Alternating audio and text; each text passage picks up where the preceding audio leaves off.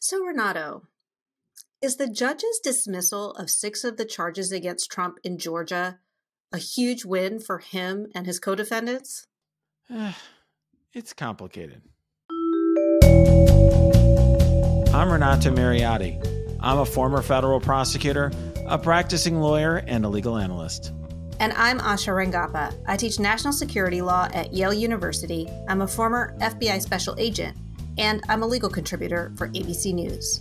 And we're here to help you understand topics that can't be boiled down into a soundbite or a tweet. So, Asha, I think when there was a ruling, I know when I got a producer, TV producer texting me that there's going to be a ruling today out of Georgia and I needed to be on standby, I was thinking it was going to be that disqualification motion, right? That we've all been talking about. Everyone was interested in. The TMI hearing is what I think we should call it. Exactly. It is so TMI. Exactly. No doubt. But instead, it was actually a motion that was being resolved that was challenging essentially whether or not the indictment had specific allegations that were sufficient enough to put the defendants on notice. And I actually thought the ruling from the judge was very careful, considered, and measured. I've been very impressed with the judge on this case, who I think has generally done a good job. And on this one, essentially what the judge was saying is this was relating to certain counts in which it's actually a crime in Georgia to solicit people to violate their oaths of office. And there were some challenges relating to the counts that charge those crimes for a number of the defendants in the case. And some of the challenges the judge just swatted aside. Like, for example, one point that was made by the defendants, and I think it was a valid point, is that the indictment did not specify what oath specifically had been what they were trying to get that person to violate. But as the judge pointed out, each office holder had their own specific oath, and it was apparent as to which of those office holders, what oaths the person was trying to solicit them to violate. But what the judge did note, however, is that the indictment didn't specify what part of the oath of office it was alleged as to each of those office holders that there was an attempt to try to get that person to act contrary to. And that could really matter, right? An oath of office, you make a number of promises, essentially, or pledges to the state that you're going to, for example, faithfully execute the laws or things along those lines. You're going to uphold and defend the Constitution of the United States. And knowing exactly what is being alleged against you is really important to a defendant. And it's not just something that's fair in terms of being fair to somebody in a trial, but it's part of a constitutional due process, something where it's providing fair notice of the charges to the defendant so that the person knows exactly what the charges are against them. They can properly mount a defense. And you can be sure that when the jury makes a finding, that you don't have half the jurors saying, well, we think that this part of the oath was being violated by that individual, or that was the solicitation, and another half of the jury saying a different part of the oath. So my question is, I completely understand, needing to prove every element, right? The jury, I mean, that burden would still be there. I'm curious how this works at this very front end, where I always understood the bar to be quite low, and this was an indictment that was, brought by a grand jury. I mean, or she brought it before a grand jury, correct, right? I mean, and we always talk about how a grand jury will indict a ham sandwich. So I guess I would be curious from your perspective as a prosecutor, because you just have to allege probable cause, right? I mean, at that stage, but do you still at that point need to demonstrate enough for each element in the same way that you would need to prove it at trial? Like, that's, I think, where I was getting confused on where the judge was. Yeah, I think that's a great point of clarification that we need to make for our listeners. So the way that this sort of motion commonly comes up, it's very frequent, I would say, in federal cases, which is where most of my practice has been, not just when I was a federal prosecutor, but in the defense side as well. And usually it's a motion for what's called a bill of particulars, where you say, this indictment's so vague that it's impossible to know exactly what the conspiracy is that you allege that my client and the other guy entered into. We don't really know what that agreement was because it's so vague. In those motions are usually dealt with in a way that's usually very permissive to prosecutors, or gives a lot of deference to prosecutors. There, all you're asking for, by the way, if you are the defense, is just give us more specifics. That, by the way, was something that occurred in the Bragg case, where yeah, we discussed that like a year ago, because he was accused of concealing falsifying the business records to conceal or commit another crime, which is what elevated it from a misdemeanor to a felony. And I think we talked about on the podcast, and then later Trump's lawyers filed for a bill of particulars saying, well, what's the underlying crime that was allegedly being concealed? And that was exactly right for them to do. Bragg was like, I don't need to tell you. Yeah, it was very weird. And ultimately, he did have to specify a number of crimes. Yeah. And I think that's just fair. Okay. On the defense side, you can't have an opening statement and not know what crimes your client's being charged with. It's just very weird. Right. So here, though, what essentially was happening is the defense, I think, was painting with a very broad brush, saying, hey, we don't know. We don't have really a lot of meat on the bones here. We don't even know what oath it is, that sort of thing. And what the judge said was, some of the points you're making, I'm kind of not taking seriously, because it's obvious what those things are. But as to knowing what actual specific part of the oath is at issue, that is an element of the offense. And you went to that point. You mentioned elements a moment ago, Asha, and I just, to make sure all of our listeners understand what you and I are referring to, in criminal law, every crime has something that are called elements, and they're essentially parts of the crime that you have to prove in order to establish that a crime was committed. And so they can be sometimes very simple. For example, that you possess something, that it was a controlled substance, that that you had the intent that it crossed state lines or whatever. Mm-hmm. Something like that. But if you have, for example, an indictment that does not allege that the wiring crossed state lines, that could be grounds to dismiss the indictment. Okay. If it doesn't allege all of the elements necessary to show that a crime was committed. And so what happened here is the judge is like, hey, this is an element, and it's not merely an element where we can deduce exactly what it is. Like what state, it's not like there's only one oath you took because you only held one office, that sort of thing, where he dismissed that out of hand. Here, there's different words, different pieces of that oath. And basically what the judge said is, you've got to have that in the indictment. And he did say in a footnote, and I just want to bring this up because I think this is also on a lot of people's minds. In fact, I got another TV producer texting me with this question, which is why I tweeted about it, is that she could just re-indict, essentially, add these, add these counts back in and make the proper allegations. Now, that would slow things down. She may not want to do that, but that's an option available to her. But this way, the defense is entitled to know in advance, essentially, what the crimes that they're being charged with are and what those crimes consist of. Right. Why would that slow it? Well, I want to get to why it would slow her down, because she knows exactly which parts she needs to go back and revise. But I would also assume that something like this could be expected in a case that has so many defendants and so many sprawling charges. Like, I feel like it would be inevitable that in trying to keep this whole set of charges to some manage. I mean, I forgot how many pages the initial indictment was, but I mean, there's so many different subplots that are going on. I mean, this is a RICO conspiracy, right? So there's all these different subplots that are all tied together to this whole thing. I feel like it's not necessarily surprising, maybe you tell me, that something like at this level of detail might have been glossed over a little bit.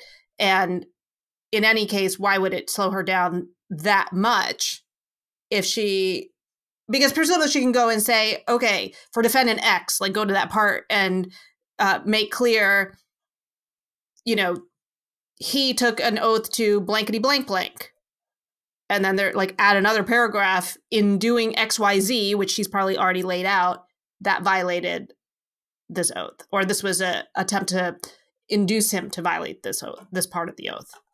Yeah, a bunch of really good questions there, Asha. I mean, this is the judge kind of sets forth the process. I think it's footnote 8. Okay, it's from memory. So if you're reading this at home and you're like, it's actually footnote 9, Renato. I'm just remembering offhand, but I believe it's footnote 8. But the judge sets forward in detail what that would look like. It's not so simple as her just saying, and like you would in a bill of particulars, issuing another document that says, okay, as to count whatever, here's the part of the oath we're looking at. What she essentially has to do, because the judge dismissed those counts, she has to re-indict and add those counts back.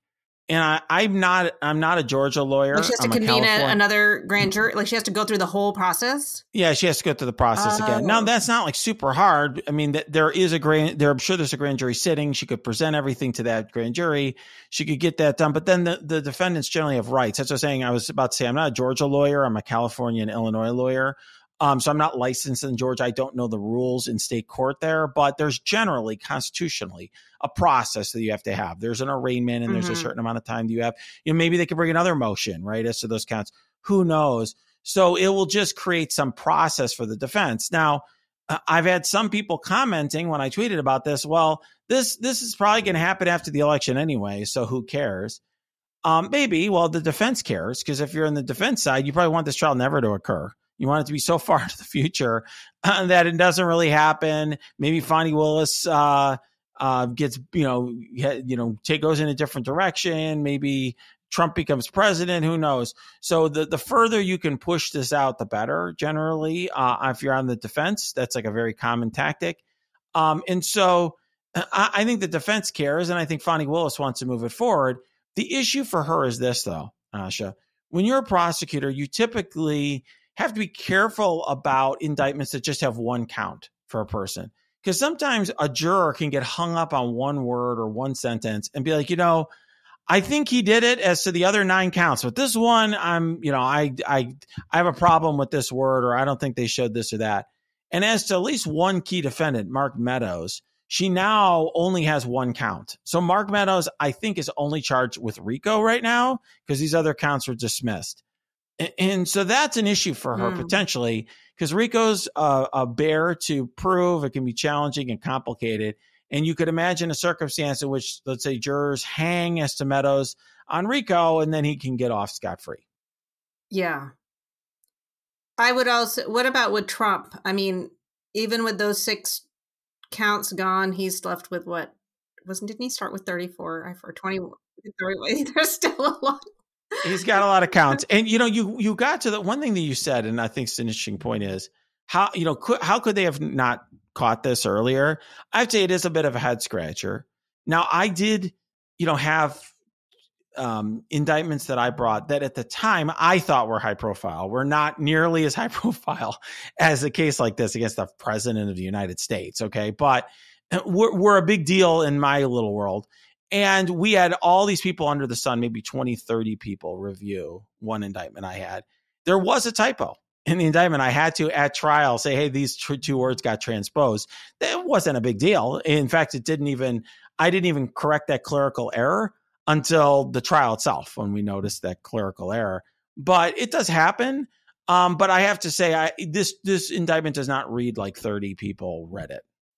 Well, you've said before, too, that this is one of the differences that you think with the state and the feds. They just have fewer resources. There's not it is not as a well-oiled machine as DOJ. Yeah. When you're a state prosecutor, you don't get to pick and choose your cases. You're often overwhelmed with crime. You've got all these people who are assaulted and murdered and raped and all sorts of awful things that are happening. And you can't be like, oh, I'm not going to prosecute your sexual assault, or I'm not going to prosecute your home burglary, or whatever it is. You've got to prosecute whatever is happening in your area. the feds get to pick and choose and say, oh, we'll let the state handle this, we'll let the state handle this problem or that problem. We're going to pick and choose the few cases that really interest us, and we'll overwork those cases and make them super, I wouldn't say overwork, but work them really hard and build these super cases that are, airtight. And so it's a different mentality and a different level of resource that's thrown at things. And I think a little bit of that is showing in the Fulton County case. Obviously, some poor judgment that we've talked about in recent episodes, Asha, but even previously, I mean, you and I have had conversations about these proffer statements, for example, where you've got like Jenna Ellis and, Sidney Powell just like riffing on these recordings, saying all sorts of stuff. And, the feds would have something really worked up in writing and really force them and put them through their paces. And that's just not how they're set up in Fulton County. So Fani Willis has 99 problems. How big is this one? It's a pretty big one. I mean, it's not as big as the elephant in the room because there may not be a prosecution if that motion's granted. I'm not sure whether or not this really says anything about that because technically speaking, this motion is still pending before the judge, even if she is disqualified, because there'd be potentially another DA in the case. And, the judge may be waiting until the election season gets a little further on in Georgia before he makes up his mind on that big motion. But I think it's clearly a top 5 problem for Fani Willis. It's really climbed up the rank because I think it puts her in a position where she has to make tough choices, which is what the defense wants prosecutors to have to do. She has to decide, how much do I really care about Mark Meadows? If you're on Team Mark Meadows, for example, this is a great result for you. You're going to trial 1 count. Or else she's got to slow down her case significantly. That's a win-win for you. So I think it's a problem for Fani Willis.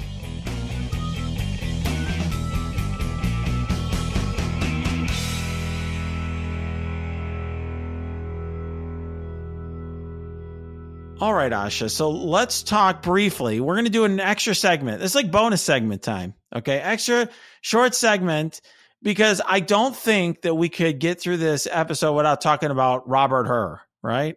And I have to say, he was very much maligned for his report. And it was really interesting to me how neither side was very happy with him during the hearing.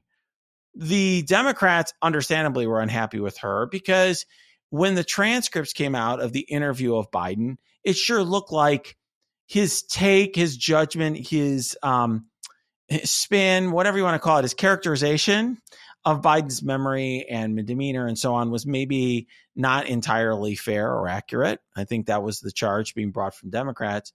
Republicans, though, seemed like they were maybe 70-30 against him. Like there's 30% of Republicans like, thank you for your service. And they're just highlighting the good things in his report.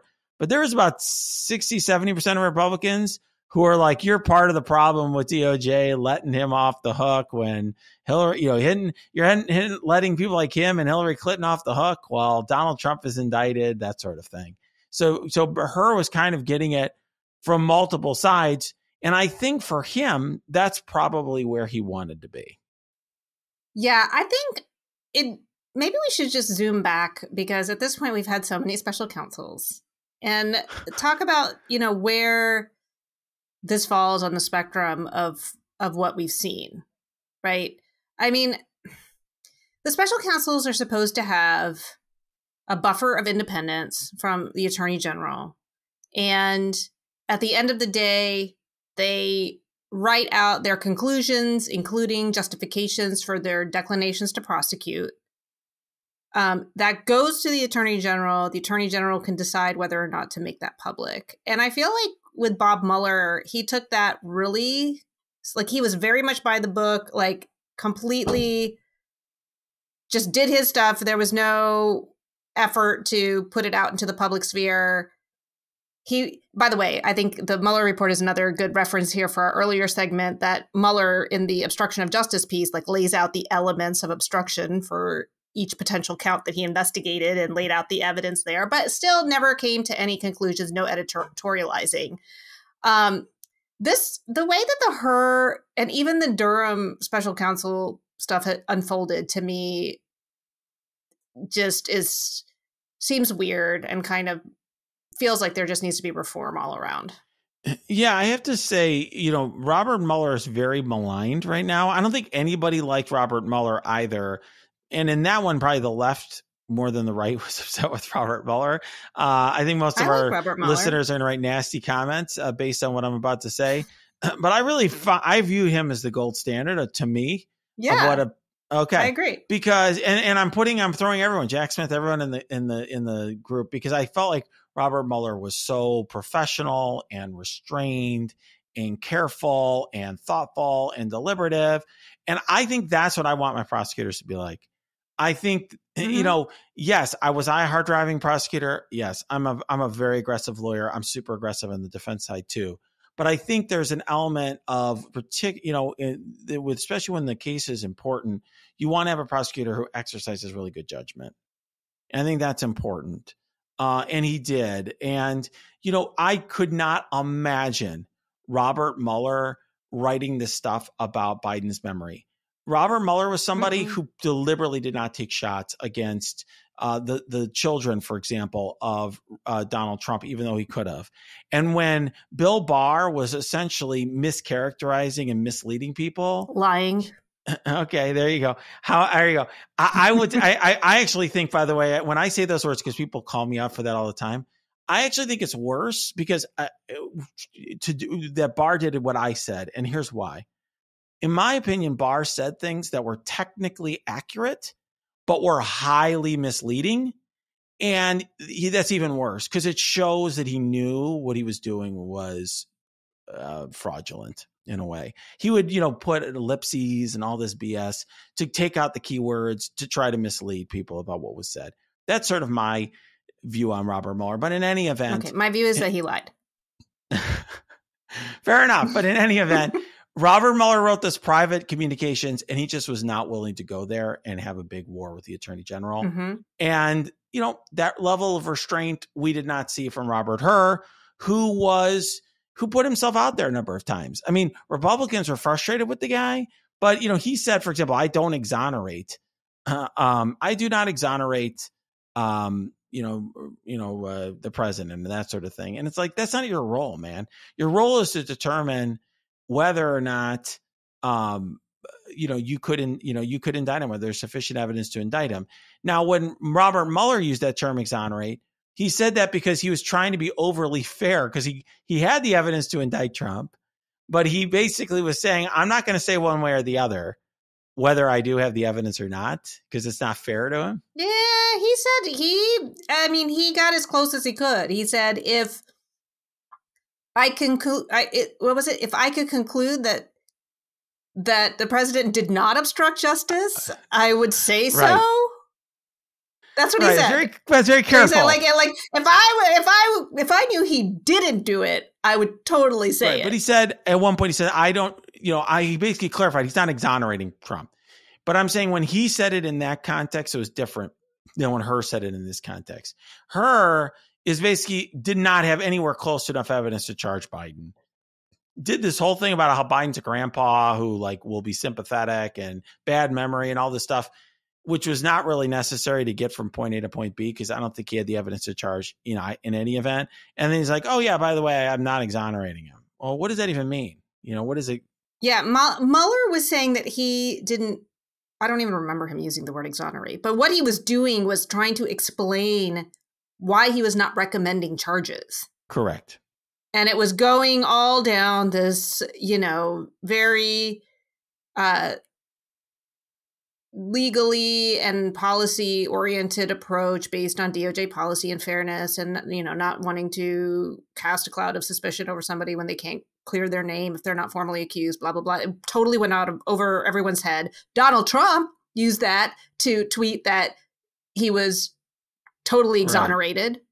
And that everything he did was totally legal and totally cool. So anyway, it's just really interesting that even in basically conceding that he could not meet the policy standards under the Justice Manual to charge Biden, Hur would not concede that, he was like, but I'm not exonerating him. Because then he's doing exactly what Mueller was trying to avoid doing, which is just like leaving this cloud of suspicion over him without formally accusing him. Yeah, it's interesting. I will say that Hur really did seem to me like he was positioning himself to sort of stay within the good graces of the Republican Party. He wouldn't rule out taking an appointment from Trump, for example.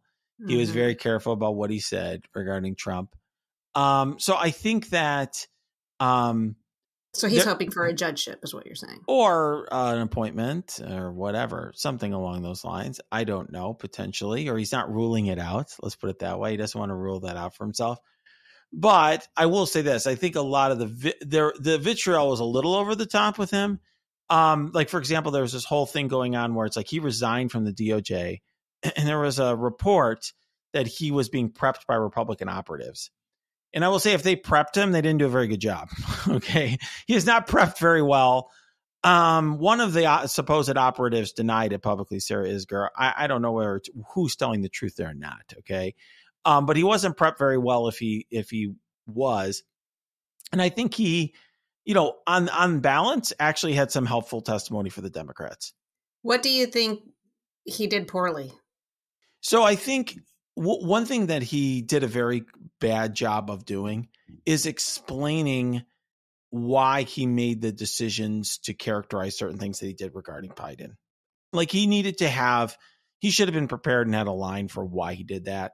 And it was clear that he had trouble. He didn't have something very crisp and succinct. He was trying to sidestep that issue consistently. I think he did not, seems like he could have just said, I was putting myself in the shoes of a jury and explaining how they would. Basically, I think what I would have probably said, if I wouldn't have made that judgment in the first place. Right. If you were stuck with those words, what would you do? If I was stuck with those words, I would probably have said, well, I felt like given the circumstances, I needed to present every factor possible about why we wouldn't prosecute, because I knew this was such an important decision. I was working, even though as a special counsel at the Justice Department, there would be concern that perhaps we were pulling punches. And I wanted to make sure it was abundantly clear that there were many different reasons for why prosecution wouldn't make sense here. So I viewed it as something that was yet another factor that would weigh towards not going forward with a prosecution in this particular case. That's maybe how I would have done it. And then what are the Democrats going to say to that? What are the Republicans? It is what it is, right? I mean, I think he just wasn't forceful on that point. He seemed to he was trying to do what Robert Mueller did very much more successfully in just saying what was in his report and not much else. But in his specific instance, I think he had trouble defending kind of what was in the four corners of the report at times. I think I suspect this is the last we're going to ever hear from Robert Hur in sort of a capacity of being somebody in leadership in Justice Department. I just can't imagine after taking this job that you're going to muster 60 votes in the Senate or whatever it's going to take to get yourself confirmed to anything else. And I think that's just as well based on what we heard this week. Oh, well.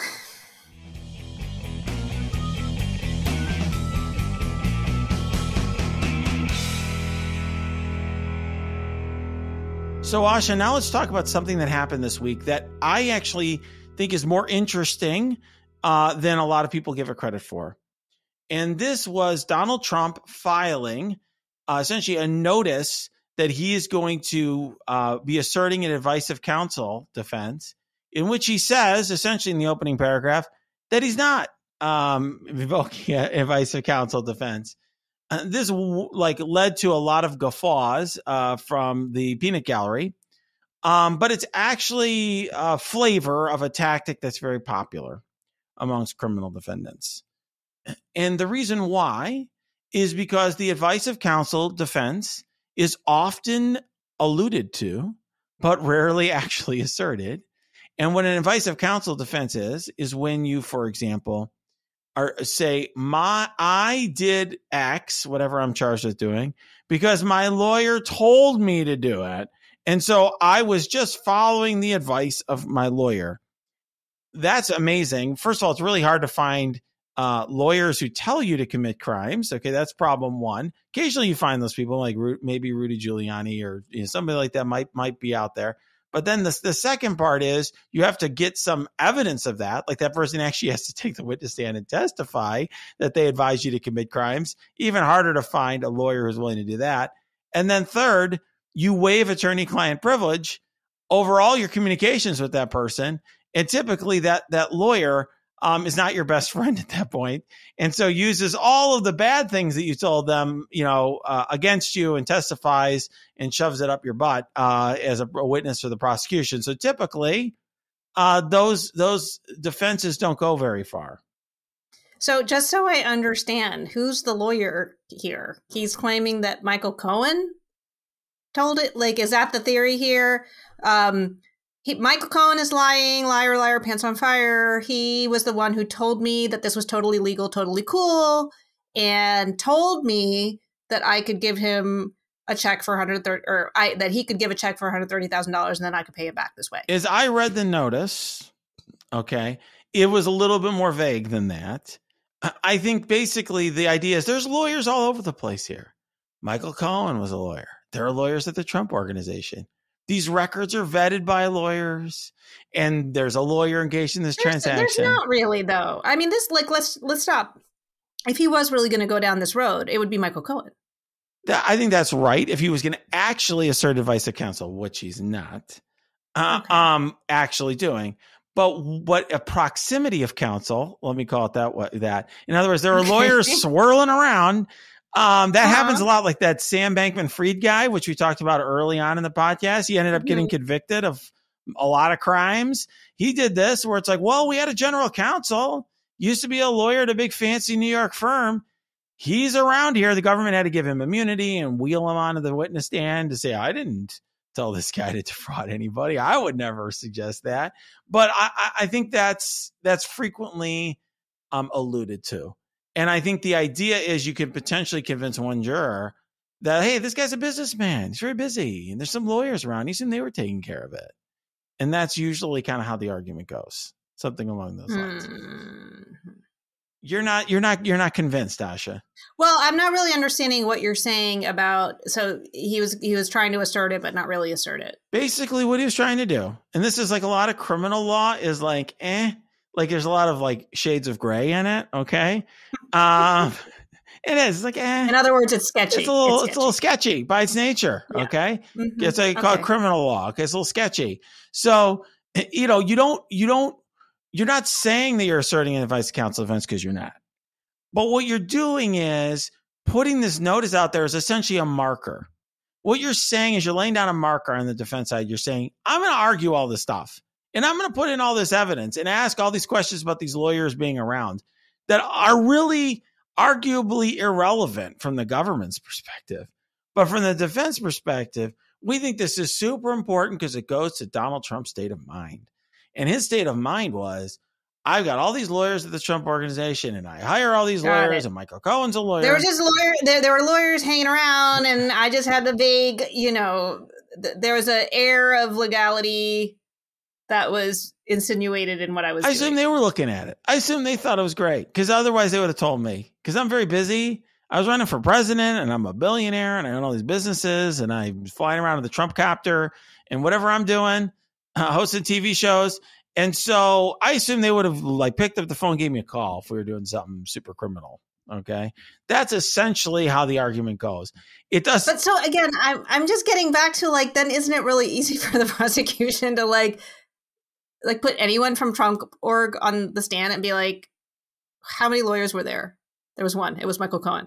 Okay. Thank you. Bye. Well, or you get somebody, what you do is you put up a lawyer from the Trump Organization. Like, okay, Mr. So-and-so. That's why I said I gave the example of the guy from the Sam Bankman-Fried case. Well, I talked to that lawyer, actually, after the trial. It was a very interesting conversation. That guy got immunity and had to testify. And basically, he's like, yeah, I had nothing to do with this, right? Of course. He's not going to say some fancy lawyer's not going to be like, oh, yes, like I totally blessed this massive fraud. Then he's going to prison himself.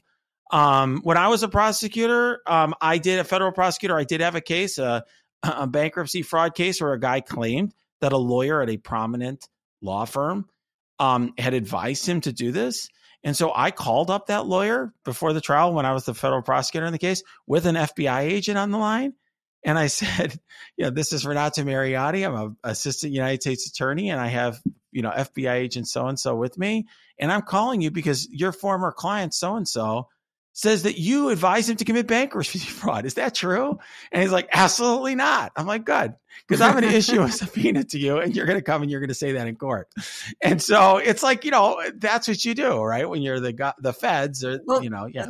What I love, the irony here is that in the Mar-a-Lago case, Jack Smith got to get testimony from Evan Corcoran because it wasn't Evan Corcoran that was trying to tell Trump to commit crimes. It was Trump trying to tell Evan Corcoran to commit crimes on his behalf. Yeah, that was really something. And to obstruct. Yeah, that was in other words, the history and pattern and practice, which I know can't be put into evidence in New York, is that it goes the other way around. That Trump expects his attorneys to do the dirty work for him.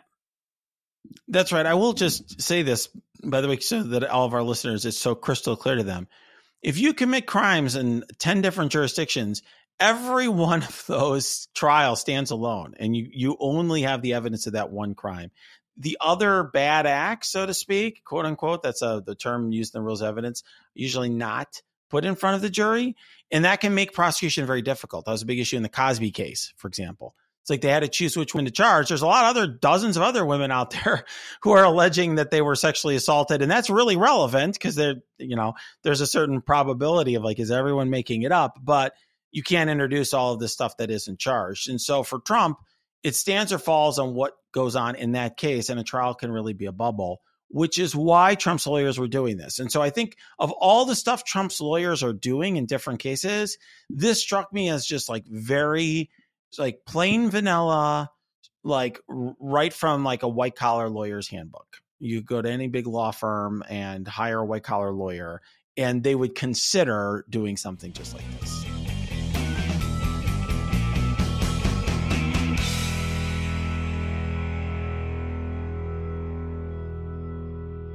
So Asha, this week you have been super busy. I know this because every time I text you, you're like, I'm too busy. I'm super busy. So what are you up to this week?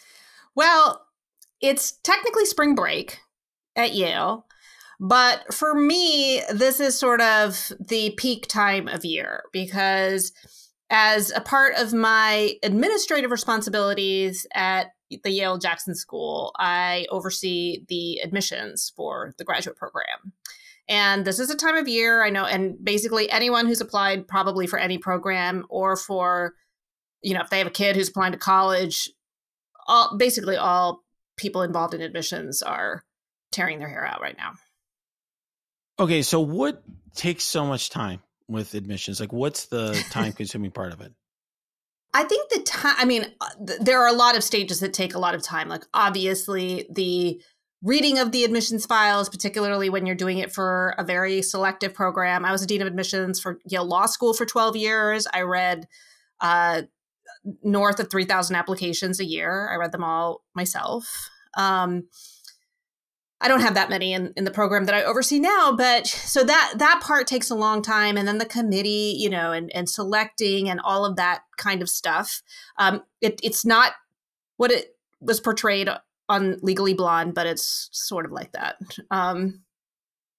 So people are sending in videos. So there's that whole part. But then after that, there is kind of the phase that I'm in now where you send out the notifications.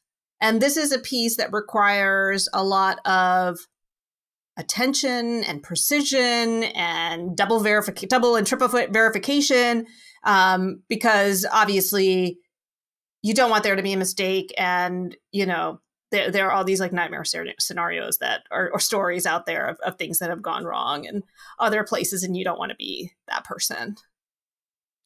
Yeah. So I'm super curious. Are there times where, do you do extra, I would say extrajudicial, extra application research on people? Are you Googling them all to see so what is this person really like? Or what did they do when they were in junior high or any of that sort of stuff?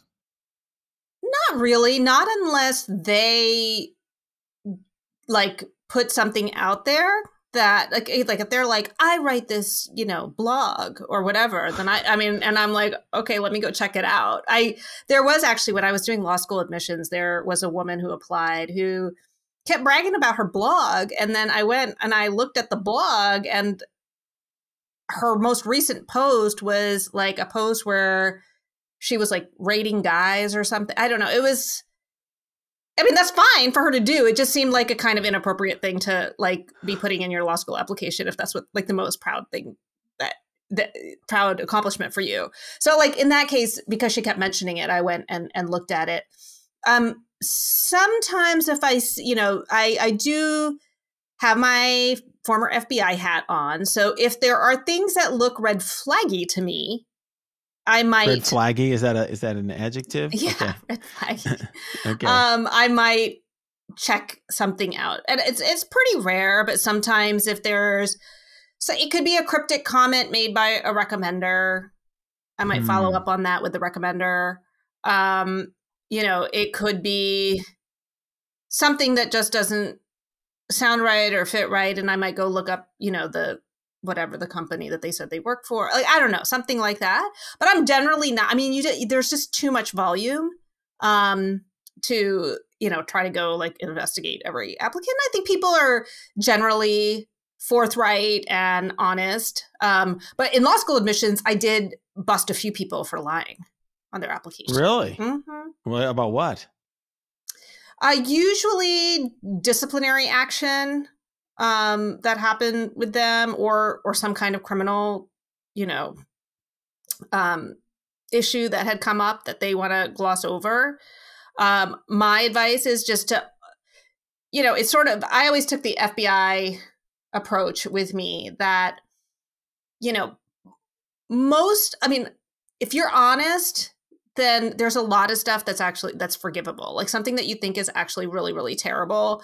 I think in like, I would say 80% of the cases, unless it's like super egregious or you like literally harmed someone, is forgivable. But lack of candor is a separate problem. It's like an ultimate sin. Yeah. Right? Like lack of candor then means that you're being deceptive and you're just not an honest person. So I busted a few people, and then, there were always people who were kind of trying to be vague about, like, they would try to disclose. It's kind of like Trump's defense, like try to disclose, but not really be specific in what they're trying to say.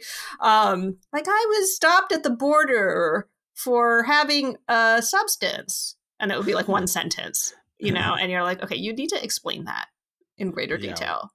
Yeah. So how often when you read these applications, are you like an automatic no or an automatic yes? Like, I'm just so super curious. Like, you mean for reasons like that? No, just in general. Like when you see these, like, are there like 20% off the top? You're like, okay, this person's an easy admit or this person's an easy deny. And it's like those people in between that you're agonizing over? I mean, I think when you're applying to selective programs, I mean, by nature, there's just going to be a huge number of people that, they're going to not be presumptively admitted. But that's why I read every single application. Like, it's not, just people believe it's just scores or grades. But I think what I like about, doing admissions at like where I've been is you actually have the luxury to take risks on people, right? Like you can take the outliers who are really compelling and interesting. So to me, look, the vast majority of people do get rejected. That's just like, at highly selective places, that's how it goes. But I think the fun part is like trying to find the people who are really, really interesting and shine and have a lot of things that they could contribute. Okay, last question. Mm-hmm. Did you admit J.D. Vance into the Yale Law School?